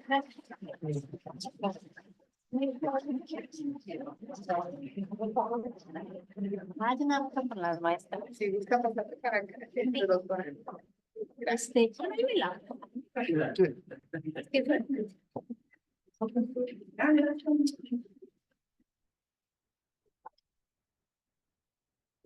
Gracias. Gracias, gracias. Al contrario, doctora. Gracias. Muchas gracias. Al contrario.